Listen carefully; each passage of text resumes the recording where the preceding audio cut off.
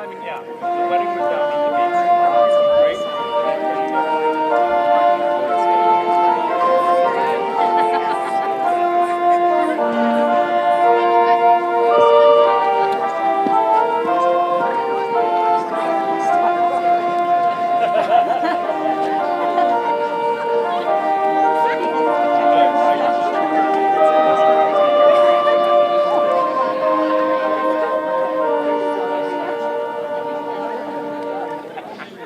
Thank you for coming back. It is now 1902. My father's big plans are the talk of the House of Commons in Ottawa. If you don't believe me, read Hansard. This is the House of Commons in Ottawa. These are the Liberals. Yay!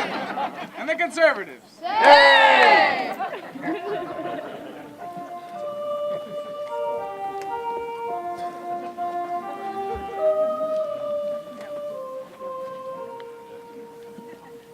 The Minister of Public Works. Thank you, Mr. Speaker. I've been approached about the building of a wharf in St. Joseph, Ontario. Monsieur Contin and Father Prudhomme, the parish priest from a burgeoning community on the shore of Lake Huron, have come to me.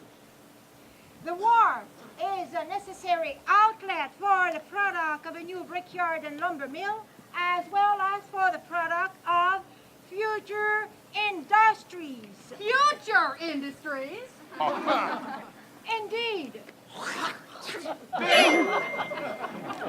Also, Monsieur Contin is attracting to work in the community French-Canadian from the Chicago area. 25 families are relocated in the past year. I think Saint Joseph is an interesting place with a bright future, and I believe there will be large immigration here.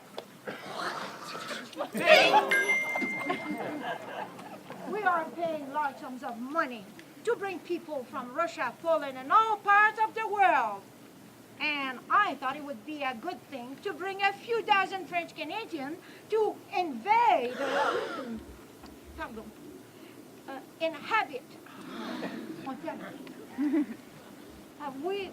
We also, my department has conducted a survey, and here I conclude that it will cost $5,000 to build the wharf and to provide 10 feet of water. Bing! The member from North Middlesex. Thank you, Mr. Speaker. Mr. Speaker, I know for a fact that there has been no immigration from Chicago to St. Joseph.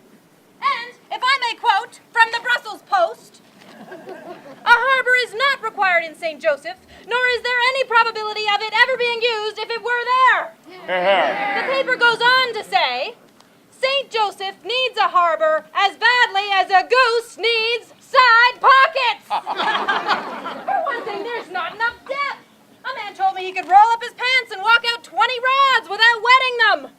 Furthermore, Mr. Canton wants his wharf as part of an even larger, even more ill-conceived scheme to build a mammoth canal that would dissect southwestern Ontario.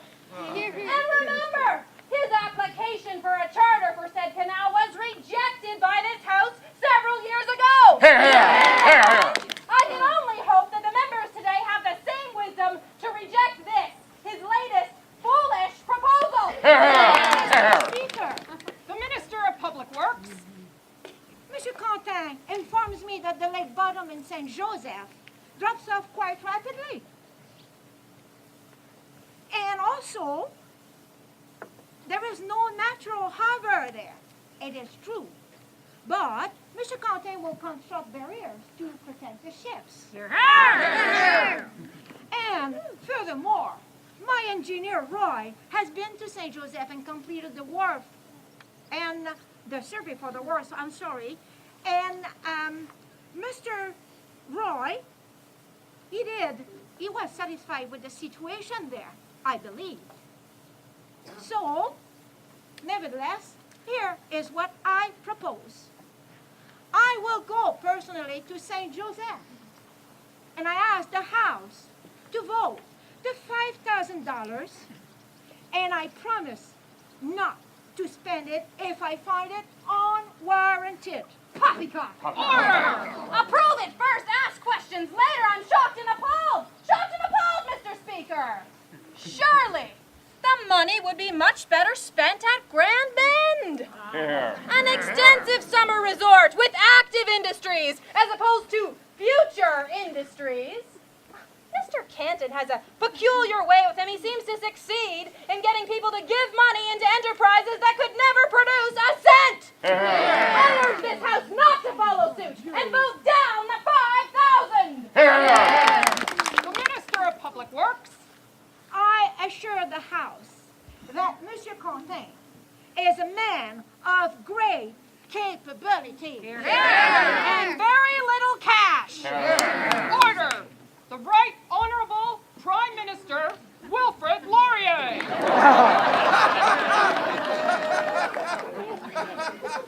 I move that this matter be put to a vote. Surely this issue does not merit so much of the House's time. I doubt if any member from any party would disagree with that.